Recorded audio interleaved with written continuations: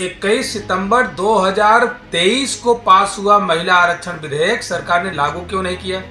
2024 का चुनाव लड़ा, उसमें लागू क्यों नहीं किया? ठीक है, नहीं लागू पर कर पाए, क्या आप भारतीय जनता पार्टी के सिंबल से उसके अनुसार महिलाओं की सीट दी क्या? मैं कह रहा हूं कि नॉर्थ साउथ की बात तो हम लोगों ने की नहीं। हम लोगों ने यही किया कि आप परिसीमन करोगे तो उसकी नियमावली तो स्पष्ट कर दो ना जी। आप पहले जातिवार जनगणना नहीं कराओगे, आप जनगणना नहीं कराओगे, किस जाति की आबादी कहाँ है उसको आरक्षण कैसे दोगे? तो आरएसएस के लोगों में महिला संगठन क्यों नहीं है? वहां पर एक भी महिला पदाधिकारी अभी तक क्यों नहीं बनाएगी? नमस्कार दोस्तों, आप देख रहे हैं यूपी 80 न्यूज और मैं हूं बलिराम सिंह। हमारे साथ हैं समाजवादी पार्टी के वरिष्ठ विधायक डॉक्टर आर के वर्मा जी। हम आपसे जानेंगे महिला आरक्षण को लेकर के आप पे आरोप लग रहा है कि कांग्रेस और समाजवादी पार्टी ने महिला आरक्षण बिल को पास कराने में साथ नहीं दिया। बलराम जी, आप तो बहुत पढ़े लिखे पत्रकार हैं और एक लंबा अनुभव है। आप बताइए कि 21 सितंबर 2023 को वो कौन सा बिल था, कौन सा विधेयक था जो भारतीय जनता पार्टी की सरकार ने पास कराया था? वो महिला आरक्षण विधेयक ही था जो पास हुआ था। तो मैं आपके माध्यम से मैं सरकार से मैं पूछना चाहता हूं कि 21 सितंबर 2023 को पास हुआ महिला आरक्षण विधेयक सरकार ने लागू क्यों नहीं किया? 2024 का चुनाव लड़ा, उसमें लागू क्यों नहीं किया? ठीक है, नहीं लागू पर कर पाए, क्या आप भारतीय जनता पार्टी के सिंबल से उसके अनुसार महिलाओं की सीट दी क्या? जो आपने विधेयक में चर्चा करी, क्या उसके अनुसार आपने महिलाओं को टिकट दिया क्या? आप केवल 2027 के लिए और उधर जो पश्चिम बंगाल में चुनाव हो रहा है उसके लिए भूमिका तैयार कर रहे हैं। ये भारतीय जनता पार्टी के लोग घबराए हुए हैं। देखिए, बहुत निंदनीय घटना हुई। हमारे पूर्व प्रदेश अध्यक्ष सांसद माननीय नरेश उत्तम पटेल जी के घर पर जिस तरीके से उनकी अनुपस्थिति में उन्होंने विधानसभा लोकसभा में भी उठाया और 2025 में पहली बार मुझे लगता है कि लोकसभा में ये बिल पास होने के बाद पहली बार समाजवादी पार्टी के सांसद माननीय नरेश उत्तम जी ने 2025 में सरकार से सवाल किया था कि 21 सितंबर 2023 को महिला आरक्षण विधेयक पास करने के बाद आपने लागू क्यों नहीं किया? लेकिन सरकार ने जवाब नहीं दिया। सरकार दाएं बाएं बंगले झांकती रही। तो मैं कहना चाहूँगा कि सरकार पूरी तरीके से घबराई हुई है। इस सरकार के द्वारा जो पोषित गुंडे उनके आवास पर जा करके जो अभद्रता की है, मैं इसकी निंदा करता हूं। और सर 23 वाले बिल और वर्तमान बिल में क्या अंतर था, थोड़ा सा ये बताइए। देखिए, बिल में जो समाजवादी पार्टी और इंडिया गठबंधन ने बहुत जब 23 में विधेयक आया था तब भी ये बात करी गई थी। और चूंकि इस बार उनको 131वां संविधान संशोधन करना था जी।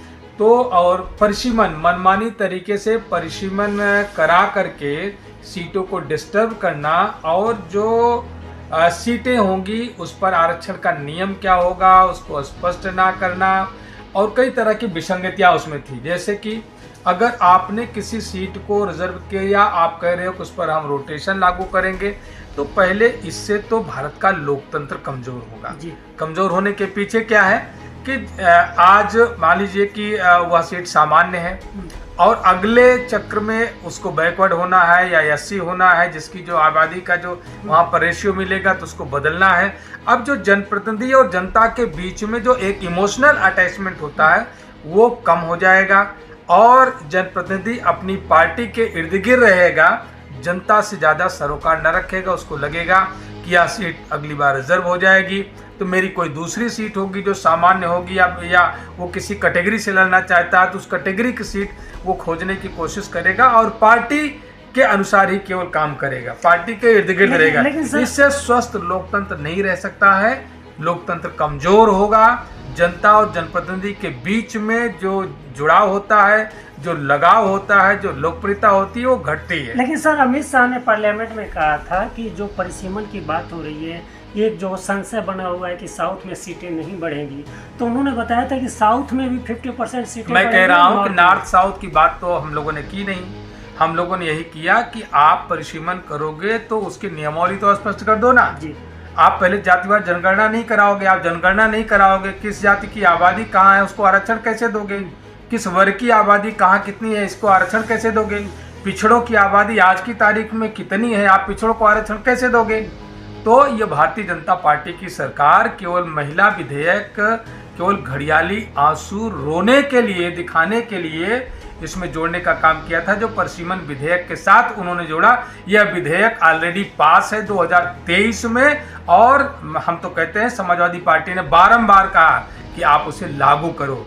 सरकार लागू नहीं करना चाहती, क्योंकि भारतीय जनता पार्टी का या पूर्व का इतिहास रहा है। आज जिसके इशारे पर, जिसके सहारे पर भारतीय जनता पार्टी चलती है, मैं पूछना चाहता हूँ आरएसएस के लोगों में महिला संगठन क्यों नहीं है? वहाँ पर एक भी महिला पदाधिकारी अभी तक क्यों नहीं बनाएगी? क्या इतने बड़े संगठन जो दावा करता है कि हम दुनिया के सबसे बड़े राजनीतिक संगठन हैं और भारतीय जनता पार्टी को हमने अपनी गोद में रखा है, तो क्या उनको देश की आधी आबादी पर कोई भरोसा नहीं? उन्होंने अपने संगठन में नहीं रखा। और मैं कहना चाहूँगा, जब बाबा साहब भीमराव अंबेडकर ने 1948 में हिंदू कोड बिल लेकर के आए थे संविधान सभा में, तो उस समय सड़क से लेकर के सदन तक किसने विरोध किया था? जो भारतीय जनसंघ था, भारतीय जनसंघ से ही भारतीय जनता पार्टी बनी, भारतीय जनसंघ ने इसका विरोध करने का काम किया। जो हिंदू महासभा के लोग थे उन लोगों ने विरोध करने का काम किया, और स्वामी करपाती महाराज जैसे लोग किस पार्टी से ताल्लुकात रखते थे, इन लोगों ने सड़क से लेकर के सदन तक इसका विरोध करने का काम किया। लेकिन सर, इस समय भाजपा बहुत नाराज है आप लोगों से, बहुत आक्रामक है समाजवादी पार्टी और कांग्रेस के खिलाफ। ऐसा है कि उसके बुरे वक्त शुरू होने वाले हैं। देश को अच्छे वक्त देते देते देश को इस बुरी हालात में ला दिया है कि भारतीय जनता पार्टी के ही बुरे वक्त शुरू होने वाले हैं।